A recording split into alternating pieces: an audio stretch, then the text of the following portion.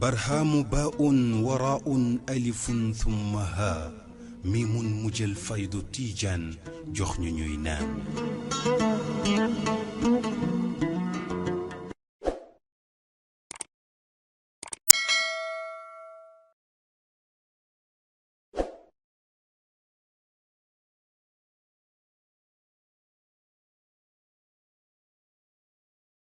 kurel gu juddul lu yàggul dara seen nammuteef lépp ñoo ngi ko dëxëñ ci turu kurel gi muy Medina Baye nekk ab commune xalaat bi leen nos nañu ko di ci dox di ci wax gannaaw buñ ci amee ndigalu kilifa gi ay borom xam-xam yu mag ñu seen xam-xam màcc ci wàllu décentralisation ak communalisation ànd ak ay juriste ak ay économiste ak ñu xarañ ci yeneeni fànn lu tax ñu bëgg dëkk bu sell bi nekk commune ak naka la kurel gi dal di juddoo Thierno Hamman Ndiaye nekkoon fi inspecteur régional contrôle économique bu diwaanu Kaolack. ñu jógee si xalifa bi muy Mouhamadoul Mahi Niass ibnu Cheikh Ibrahim Niass nga xam ne tey moom mooy xalifa faydu bi yëpp si kaw àdduna bi weer yee si gannaaw yaakaar naa waral mot at wala mu jege ko tuuti dañ fa demoon échanger ak moom danaa lire léegi commission bi pour yàlla dimbale ñu ba Medina Baye nekkaat commune de plein exercice bu ñu waxtaanee ak moom mu rafetlu waxtaan boobu mu digal ñu itam nañ si liggéey suñu paree ñu indi conclusion yi jébbal ko Alhaji Omar Weñ nekk ab jàngalekat ne lépp moo ngi doore ci groupe WhatsApp gannaaw gi ñu tamp benn kuréel ci biir bu ëmb expert yépp li waraloon jotaay bi tey mooy dafa am benn groupe bu juddu woon bu tudd Medina Baye commune li leen taxoon jóg mooy nan la ñuy def ba Medina Baye nekk commune boo xam ne ni dafay mun a yore ndogal bi nga xam ne mooy doxal dëkk boobu nga xam ne mooy Medina Baye ci fàttali ba léegi nii Medina Baye ci Sénégal dañ ko considéré comme quartier waaye Medina Baye ci gis-gis doonatul quartier waaye ci ay kayit quartier la moo tax ñun nag ñu xalaatoon ne dañoo bëgg Medina Baye nekk commune biñ ko xalaatee ëpp na juróom-ñaari weer ñu dem waxtaan ci ak xalif bi Cheikh Mouhamadoul Mahi Ibrahim Niass ñaan ko ci ndigal ne dañoo bëggoon kat dox ci lii defar document boo xam ne day tax ñu wane lan moo tax Medina Baye war a nekk commune biñ lancé projet boobu tamit am ay nit ñu bëri ñu fekk si ay experts ci domaine bu nekk ñoo xam ne fiscal lañ def ñoo xam ne ay juriste lañ ñoo xam ne ci affaire yi décentralisation loolu lañ jàng ñoo xam ne tourisme kenn ku nekk pàcc bu nekk ci wàllu commune lu koy doxal rek am nañ ci ay nit ñoo xam ne bokk nañ ci bokk ak ñi nga xam ne nag seen volonté ay taalibe Baye lañ am xam-xam ci yeneen i métier ba pare bëgg Medina Baye doon commune ñu bokk ci commission boobu ak doomi dëkk bi nga xamante ne nii bokk nañ ci projet bi moo xam ay sëtu Baay lañ moo xam seeni ay doomi muqaddam lañ moo xam tamit ay doomi taalibe lañ nekk ci dëkk bi ñoom itam ñu bokk ci projet boobu di jàpp na ñi yëkkati woon wax ji lu mu néew matoon na 300 personnes waaye dafa am benn commission bu ñu jëloon tuddee ko coordination boobu moo tolloon ci ay 30 personnes ñoom ci la juristes yi nekkoon ak techniciens yi nga xam ne ñoom ñoo doon defar projet bi projet bi paree nag ñu jébbal ko Cheikh Mouhamadoul Mahi tey jii ci samedi ñaar fukki fan ak ñaar ci weeru mai mu joxoon ñu rendez-vous 16h këram ñu toog ak moom waxtaan ak moom mu rafetlu ko bu baax a baax waaye ba pare mu jox ñu ndigal ne ñu fi mu ne nii projet bi mun ngeen ko déclencher waxtaan ceeg presse bi waxtaan ceeg képp ku ngeen ci war a waxat loolu moo waral ñu sañ a def communication bi. liggéey bi lu ëpp juróom-ñeenti weer ñoo ngi ci woon diisoog boroom xam-xam yépp dal di tënk seeni xalaat ci benn document loolu moo waral seen dëkk tey ci sëriñ bi Cheikh Mouhamadoul Mahi Cheikh Ibrahim Niass ngir gaaral ko liggéey bi lépp Thierno Hamman Ndiaye di ñu tënkal ni comité bi tëddee. commission bi ñoo ngi ko suqee ko ñoo ngi ko jëlee si lu ëpp 200 taalibe yi nga xam ni ñoom ñoo créé woon benn groupe WhatsApp bu tudd Medina Baye commune bu ñu demee ba jot ndigal ñooñu nga xam ni tànn na leen si commission bi Papa Mahi gërëm loolu dañu waxtaan si seen biir nan la ñu war liggéeyee. ñu jàpp ni dañu war a togg mbir mi ba mu ñor waxtaan suñu biir bind ay kayit werante échanger ba juboo ba defar un document final. dimbale nañu matal nañu loolu yàlla dimbale nañu niñ ko mëbatee woon teg nañ ko itam si loxo xalifa bi gërëm na liggéey boobu nag commission bi nii la tëddee Alhaji Omar Wan journaliste enseignant Ahmed Dame Diop, agent comptable à l'Institut franco-islamique El Hadj Abdoulaye Niass. Birane Niass, journaliste. Mohamedou Habib Malik Dramé, enseignant arabe, expert en droit islamique. Dr Boukounta Mendy, juriste, consultant en décentralisation et gouvernance locale. Khalidou Cissé, enseignant spécialiste gouvernance locale.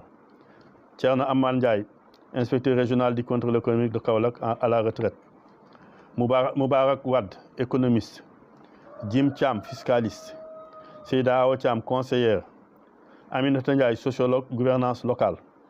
Babacar Thiam, spécialiste gouvernance locale. Baye Mbaye Ndeye Cissé, acteur de développement. Babacar Thiam, journaliste, États-Unis. Ahmed Dame Diop, enseignant. Birane Niass, journaliste. Mbaye Kay Thiam, professeur historien. Pape Babacar Samb, responsable politique. Dr Abdoul Aziz Mbodj, constitutionnaliste, enseignant en droit public à l'université de Bambey. Ak Youssouf Sané, enseignant à l'université spécialiste de la gouvernance locale. am na benn professeur bu si bokkoon te mu gaañu Cheikh Baye Niass mu doon professeur à l'université de Dakar yal na ko yàlla yërëm. Thierno Hamman Ndiaye di oo mboolem taalibe yi ngir ñu mën a jàpp ci liggéey bi ba Medina Baye doon commune. joxoon nañ ko document bi moom lire na ko déglu na explication yëpp bu ñu paree gërëm na ko mu ne sama programme la léegi mu ne programme bi programme am la dan si wax dan si jëf te incha allah taala yàlla dañ ko eggale lii mooy si lu gàtt daal déclaration bu ñu waroon def mu may ñu ndigal nag nañu commencé def tous les contacts moom nu mu koy doxalee xam na ko ñu ngi nekk si gannaawam incha allah lii mooy suñu première déclaration di ñaan yàlla yal na yàlla dooleel ñu ba may ñu suñu mobile bi yàlla eggali ko ñu ngi ñaan pépp taalibe Baay ak foo mënti nekk na nga jàpp si liggéey bi ak keneen képp ku bëgg lu baax na nga jàpp si liggéey bi pour que Medina nekk commune njëriñu Medina Baye la réew bu am dëkk bu toll na Medina am commune bu mel na Medina adduna bi yëpp daan la wuy si kon ñu ngi ñaan yàlla yal na yàlla dimbale ñu jàppal si liggéey bi jàppal xalifa bi ba alhamdulilah lu mu bëgg yàlla def ko. Aminata Ndiaye nekk sociologue xam-xamam màcc ci décentralisation gouvernance locale dal di xamle ne liggéey bu nu mel setti wuñu ci kenn bépp boroom xam-xam ci lépp lu commune laaj moo ngi ci seen biir kuréel gi dëkk bi daa bindoo am ay force yu tax nekkam commune lu jaadu la ànd ak loolu Baye international dëkkam bile mooy capitale internationale de la fayda tijaniya tax na ci ay këyit daa war a tolloog dayoom. maa ngi am tey mbégte ànd ak waa groupe bi nga xam ne ñoo saytu li ñuy wax la création de la commune de Medina Baye comme ni ko Thierno Amath Ndiaye waxee sànq benn mébét la woon boo xam ne groupe boo xam ne ëppoon nañu ay 200 nit ay taalibe Baye ay ñoo xam ne fii ci dëkk bi wala feneen la ñu nekk ñu ne nan la ñuy ànd pour que Medina Baye génn ci statut quartier pour dem ci commune. mu nekkoon nag benn liggéey boo xam ne ni mu ko waxee depuis presque at ñu ngi ciy liggéey ak ay constitutionnaliste ay experts en gouvernance locale ay sociologue ay nitu daara ay borom xam-xam yu bëri ñoo lëkkaloo depuis presque 9 mois ñu liggéey ci benn document tey ji document boobu lañ ñëwoon présenté ko suñu kilifa muy Pape Maye Ibrahima Niass document bi deful dara lu dul retracer historique décentralisation fii ci Sénégal mais wax aussi yan étape noonu la ñuy jaar pour créer une commune ak yan spécificité yan opportunité yan force la Medina Baye am pour war a mën a prétendre nekk tey commune ñu présenter enjeu démographique bi poids bi mu am ci wàllu population bu muy représenté biir Kaolack mais enjeu bi nga xamante ne gàmmuwaat ak événement spirituel yooyu yëpp di xew fii nii ak sous région bi li muy drainer ci ay nit di ñëw fii Kaolack ñu xayma loolu yëpp ñu wax aussi ci opportunité yi mu am en matière de coopération décentralisée tey Medina Baye ñu li muy lëkkaloo ak Nigéria ak Maroc ak yeneen dëkk yoo xam ne Tijaniya am na fa doole Baye Niass taalibeem yi bëri nañ fa ñu ne loolu yëpp bu ñu ko boolee ak borom xam-xam yi tey jii ñi nekk fii Sénégal lañ xam mais ku ne xam ne intelligentsia Niassène yaatu na Nigéria Ghana Burkina Malaisie fu nekk am na ay taalibe Baay donc ñooñu ñëpp bu ñu booloo seen xam-xam seen alal mën nañ jël créer benn commune boo xam ne dina am doole dina nekk rayonnement non seulement pour Kaolack mais mun nañ wax pour Sénégal yëpp ba nga xam ne projet structurant tali lépp li nga xam ne tey mébét nañ ko tey pour capitale de la Fayda ñu mun ko am te ci mu nekk ci suñu ay moyens bopp ci suñu ay xam-xam bopp ak suñu mën-mën bopp donc loolu la ñu amoon comme en tant que expert yu ñu doon liggéey lool ñu liggéey ci jébbal ko kilifa bi mu wax ñu ci xalaatam ni ko sëriñ bi waxee sànq jox ñu ci ndigal kontaan ci lool pour porter projet bu am solo bi nga xam ne du pour Kaolack rek mën nañ ne pour Sénégal yi. Alhaji Omar Wagne xam le ne kuréel gile laalut leen ni politique. di ñaanal ñëpp jàmm di ñaan projet bi buñ koy atteindre objectif bi ñun ñëpp mu fekk ñu fi mu nekk sunu ndam ñun ñëpp di bàyyiloo xel tamit ñi nga xam ne mooy askanu Medina Baye ak askanu Kaolack ne projet bi defuñu ko ngir ut turi benn nit waaye dañ koo def ngir Medina Baye jëriñu ci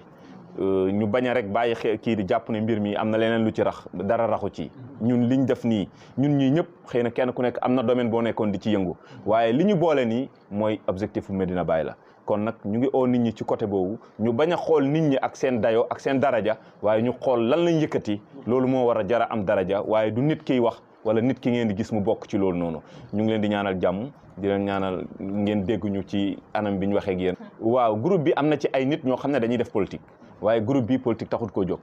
parce que nit ku nekk tamit ci Sénégal am nga droit nga def politique ci noo ko sentiree moo xam sëriñ nga moo xam jàngalekat nga moo xam juriste nga moo xam loo war a doon mais li am solo mooy que ne am na ay nit ñoo xam ne ñu ngi ci biir groupe bi bokk ci ay parti politique waaye ñoom sax bokkuñ ci parti yuñ bokk bu fekkoon benn parti la ñu ne parti boobu la ñuy doxal mais bu fekkee ne ñu bokkut ay parti politique ñoo bokk di xeex benn mbir kon ñu jàpp ne ñooñu li leen boole moo am solo mooy Medina Baye. Maître Mamadou Sy Tounkara xam-xamam màcc ci wàllu yoon di liggéeyee conseil constitutionnel bu ñu ko càmbaree ci cadre juridique daañu gis ne dëkk bii di Medina Baye nekk ab commune lu jaadu la te lu tege ci yoon la. donc dañ ma sas ne naa wax ci cadre réglementaire et juridique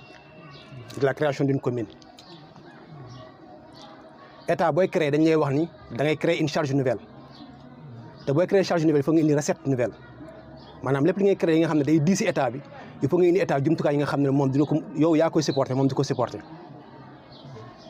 mooy d'abord kuy wax commune da ngay wax lan mooy alimenter commune bi nga xam doo dépendre ci ay dotation état ndimbal état da ngay amal sa ressource bopp booy créer commune comme ni ko soxna Aminata waxee dafa am ay conditions ay préalables le poids démographique maanaam nit ñi fay yeewoo la délimitation géographique yooyu c'est des aspects sociologiques mais sur l'aspect juridique et réglementaire su ma ko mënee tënk damay wax ne sëriñ bi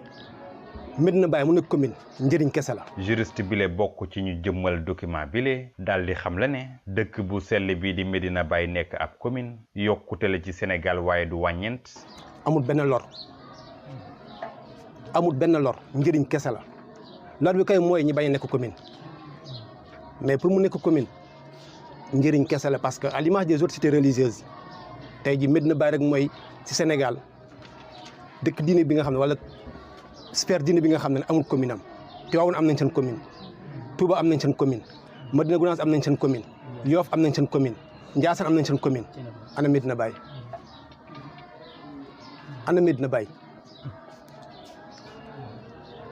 donc loolu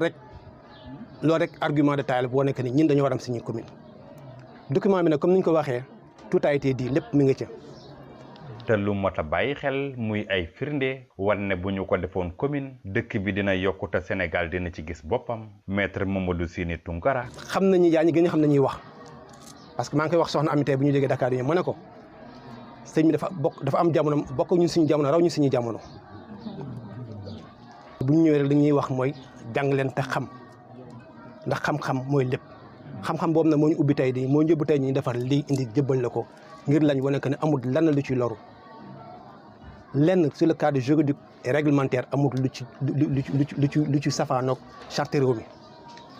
comme ni ko waxee c'est un décret léeg la ñu ne la il faut créer une commission ou bien il faut créer un comité ou bien il faut porter directement chez le chef de l'État ne ko defal li Maintenant, je choisis la troisième solution, moi, que vous nous portez le document. Je suis en français, que vous nous portez le document auprès du chef de l'État. Ne ko lii daal nooy suñu bëgg-bëgg. Fu ñu oo nag ci débat ñun intellectuel, on est partant. Donc pour tënk mooy que ni man dama juridique et réglementaire amut lenn sëñ bi li nga xam ne ni sa Medina Baye dina ci loru. Ngëneel kese la wala boog bu la neexee li américain naan check and balance boo naree def la comparaison le pour et le contre le pour est 1000 fois meilleur que le contre. Comme ni ko soxna Ami waxee tey jii nii le poids financier du bon may wax pèlerinage mais gàmmu Medina Baye rek mun na raw cité religieuse na Sénégal yëpp. tey ñu tax loolu ñoom ñu raw ñi parce que ils ont une commune bi nga xam ne day am coopération décentralisée tey nit mënut a jóge bitim réew wala tey waa Kano wala moo xam ku ñu bëgg a dimbali mënut a porter de l'argent liquide avec lui ñëw Sénégal il faut mu jaar par une commune. te buy ñëw par la commune Kaolack c'est un quartier Medina Baye c'est un quartier dans Kaolack buy ñëw tey jii nii sëñ bi tey boo gënoon tey dem Nigéria exemple ñu bëgg ñoo dimbale ñoom pour Medina Baye xaalis bi commune Kaolack lay jaar. Kaolack tour Kaolack la xaalis du ñëwee bu ñu nee non Medina Baye ko dañu naan non il est écrit commune de Kaolack Medina Baye est un quartier dans Kaolack donc Medina Baye moom fekk Medina Baye moo ko dem négocier dañuy jox cëru quartier la ñu dañuy jox cëru commune. mais bu ñu amee suñu commune bopp dañuy coopérer directement ak les communes internationales te léegi nous sommes dans un monde de coopération décentralisée et l'acte 3 de la décentralisation parle d'une communalisation intégrale. Thierno Hamane Ndiaye inspecteur régional du contrôle économique daal di xamle ne argument yi ñu am ngir Medina Baye nekk ab commune kenn mënu ci andi ab safaan ndam rek ci réew mi. yàgg naa ko wax se suffit à lui-même dans le monde parce que Médina c'est pas le quartier de Médina. Médina dans tous les pays du monde il y a des aires géographiques ay surface géographique surface humaine yoo xam ni Medina Baye lañu kon Sénégal ab Medina Baye c'est une bénédiction pour le Sénégal si le pouvoir le savait su ko gouvernement bi xamoon réew bu am Medina Baye adduna bi yëpp nga am relation coopération décentralisée du ay taalibe ñoo fi jógee dem taalibe yu nekk yi foofu ñoo koy régler avec leurs états parce que taalibe sëriñ bi lañu ñu mën mobiliser des fonds ñu mu ñëw fii bu ñëwee Kaolack dana jëriñu Sénégal dana jëriñu même bu ñu amul coopération décentralisée ñun talibé yi rek mos naa wax ni su fekkee on a plus de 10 millions de talibés te nous sommes plus de 200 millions su ñu jëlee 10 millions de talibés ku nekk ñu wax la na nga cotiser 10 000 francs ça fait 100 milliards xejul si Médina donc nous on peut se suffire à nous-mêmes argument yooyu il faut que état bi xam ko c'est ça l'œuvre de Cheikh Ibrahim bu muy wax ni gis naa leen ngeen fallu si kaw suuf parce que si on est organisé nous on a besoin de personne c'est les autres qui ont besoin de nous donc mën nañu nekk commune ça dépend du khalife ça dépend du khalife parce que Allah a décrété que Médine doit être autonome Cheikh Ibrahima dafa wax na ñun mosuñu compter si benn gouvernement ga bàyyi wax na ko te yàlla moom moo ko def mooy suñu khalife te ce que vous dites là il le comprend parfaitement man xam naa ko yàgg na ça fait plus de 40 ans il le comprend parfaitement yan na ko yàlla mottali si loxoom ni mu koy defee nag c'est à lui de décider amiin Cheikh Mouhamadul Mahi Cheikh Ibrahim Niass gannaaw bu mu teewloo kàddu yooyu yëpp xar kanamam mbégte kontante daal di ji fës tax muy tontu ki ne yëf yi bu yàgg la woon Cheikh Mouhamadul Mahi ne kuréel gi la doon xaar. macha allah rafet na trop ñu ngi kontaan trop ci toog ak yéen ñu ngi kontaan trop aussi di déglu wax yu set yi ci xam-xam wax yu leer yi ci xam-xam xam ne ko bu ma nekkul technicien sax mën naa cee dégg am na ku mujj wax mu ne lu tax mbir ne nekkul lii bu yàgg mais yéen la doon xaar ngeen ñëw pour mu nekk ndax loo gis rek dafa am ay borom bu seeni borom accès rek mu yomb ndax defe naa mbooloo mu mel nii ci borom xam-xam ci dogu am gis-gis mu yaatu mën a wax ak ku nekk def naa luñ décidé rek ne nii la dafa fekk ne yàlla wax ne noonu la ah yàlla ay dogalam mi ngi aju ci ñu suñu volonté yi la aju boo dogoo rek li nga dogu nekk dëgg-dëgg da nga gis ne ndogalu yàlla ànd na ci ak yow te rafet na comme ni ngeen waxee Médina loolu yëpp mi ngi ci biir loolu yëpp mi ngi ci Médina te ci biir woyi bàyyi am na fu mu waxee ne Médina boo xam ne dafay wan na dëkk yi Médina boo xam ne dafay wan na dëkk yi bon nag gannaaw Médina mën na wan na dëkk yi bon waruñoo bàyyi benn dëkk wan ko waruñoo bàyyi benn dëkk wan ko mu ngi wax ci beneen woyam leeraayu Médina ci la Kaolack di jumoo leeraayu Médina ci la Kaolack di jumoo yooyu yëpp wax na ko ñoom seen wax yooyu waxuñu sànni dañuy wax pour époque yi ñëw si pour seeni borom a ngi ñëw bii mi ngi nii tëdd na jeex na yàlla atte na ko waaye bu seen borom ñëwut kenn du ko gis seeni borom bu ñëwee comme ni jotaay bi yombee nit ñu jafe ñi ku leen bëgg a toogloo ñaari minute ñetti minute te fayoo leen xaalis bu bëri munoo ko am munoo ko am France munoo ko am Angleterre munoo ko am Amérique munoo ko am fenn waaye boo xamee ne am na leneen loo xam ne lalu na ba nga xam ne ñoom loolu muur na seen bët yeeg loolu ñu war a fayeeku ci seen heure yi ñuy joxe bàyyi nañ ko ndax am nañ lu ëpp loolu ndax lu jot yomb ne Cheikh al Islam Al Hadj Ibrahim Niass moo leen daan dénk kàddu yi le Cheikh Ibrahima mooy suñu sëriñ te Cheikh Ibrahima daf ñoo jàngal liggéey pour nit moom la ñu yàlla bindee xaw ma jigéen xaw ma góor ku am njëriñ laa xam xaw ma jigéen xaw ma góor ku am njëriñ laa xam donc woon bu ñu yàlla mayee ñu ngi gis ne biir njabootu baay yëpp ñun ñii ñëpp ci biir njabootu baay dem nañ ba gis ne lii dafa war a am rek yàllaa ko dogal dafa war a nekk yàllaa ko dogal te dafa war a nekk bon nag noo ngi ñaan yàlla bu baax a baax yàlla defal ñu tawfiq bañ àgg ci loolu ñu bëgg a àgg te yaakaar naa du jafe ñu gis Médina comme ni nga ko waxee attan na boppam ci façon bu nekk parce que Cheikh waaye ma daf daan wattandiku ci dundam yëpp sukkandiku ci leneen lu dul yàlla sukkandiku ci gouvernement sukkandiku ci kenn ci yàlla rek la sukkandiku ne yàlla dina def te nee na ci biir waxam itam Médina fii ba gengi neew la waxoon na loolu itam ci ay waxam bon waaye comme ni ma leen ko waxee rek ñu seen borom accès gut mënuñoo def dara bu seen borom accès rek ñu voilà ñu danañ toog parce que tet yi fi toog yëpp vraiment ñi dëkk Dakar ñi dëkk Thiès ñi dëkk Kaolack yàlla boole leen ci benn idée ñu bëgg koo def loolu na mu yàlla bon yàlla ak ñuy jox si ne loolu ñuy dox dinañ ci àgg incha allah ci façon boo xam ne moo gën a yomb niñ koy amee feneen te bokk na ci jàngale laa yu ñu daan jàngal bu ñu daan dem ay congrès islamique yooyu daan am Dakar Cheikh Abdou Aziz Junior daan ko jiite ak Moustapha Cissé bu ñuy dem def ne bu ngeen dem bu leen xëccoo dara mais lu ñu leen jox jël leen bu leen xëccoo dara mais lu ñu leen jox jël leen loolu mooy Médina xëccoowuñ dara mais lu agsi rek yàlla ebal seen borom ne dem leen def ko mu ñëw comme yéen a ngi ni ay borom xam-xam ay borom expérience ay borom gis-gis xam document xam kayit ñoom ñëpp seen itte jëm ci loolu vraiment kenn mënul am rek mooy alhamdulilah sant yàlla ne ndig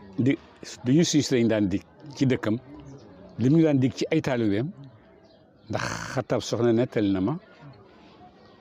ci ñu ko mujj seeti Londres ci la bokk mu ne Baye dafa wax ne suma taalibe fu mu yem rek moo fa yemale boppam suma taalibe fu mu yem rek moo fa yemale boppam mais yàlla ubbil na leen yëpp bon ñu ngi yaakaar itam duñ emale suñu bopp dañuy emale sa bopp ni bàyyi em rek noonu lañ bëgg a emale suñu bopp ah noonu lañ bëgg a emale suñu bopp boo demee Nigeria ak Ghana ak yooyu ñoom baatu Médina duñ koy bëri di utiliser ñoom Kaolack rek la ñuy wax Kaolack am na ñoo xam ne dañoo tuddee seen doom yu jigéen Kaolack Kaolack am na ñu tuddee seen doom Kaolack bon ñun ñi dëkk fii Kaolack ñoo mën a xam sew-sewaay boobu nga xam ne moo nekk diggante Médina ak Kaolack Médina nekkatul bu fekkee quartier am na léegi dëgg en réalité Kaolack mooy quartier léegi ci Médina waaye Médina nekkatul quartier kenn ah. Cheikh Mouhamadul Mahi Cheikh Ibrahim Niass dénk mbooloo mi kàddu yile maa ngi ànd ak yéen. man alhamdulilah rabbil alamin maa ngi ànd ak yéen ci seen yëngatu yi nu ngeen gisee rek ne nii laa war a doxalee maa ngi nii di leen déglu incha allah dinaa ko doxalee noonu. kuréel gi ay borom xam-xam yu mag géejoo ci fànn wu ne wuy doxal commune ñoo ko taxawal ngir dëkk bu sell bi di Medina Baye dal di nekk ab commune taxawaa kuréel gi di lancer appel ci mboolem taalibe Baye si nekk ci àdduna wërngal këpp ngir ñu mën a jàpp ci combat bi tàmbali la kuréel gi dal di def di ñaan ñëpp sóob ci seen loxo ngir seen mébét mën a antu. barhaamu baa'un waraa'un alifun thumma haa miimun mujjal faydu tiijaan jox ñu ñuy naan